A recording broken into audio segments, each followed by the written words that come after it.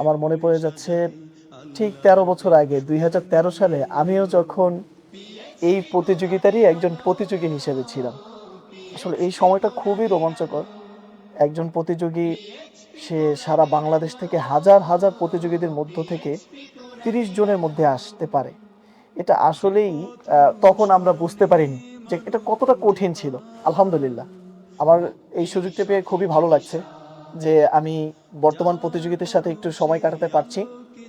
তারা এই সময়টায় কোন অবস্থার মধ্য থেকে আছে সেটার সাথে আমি আমার নিজেকে রিলেট করতে পারতেছি।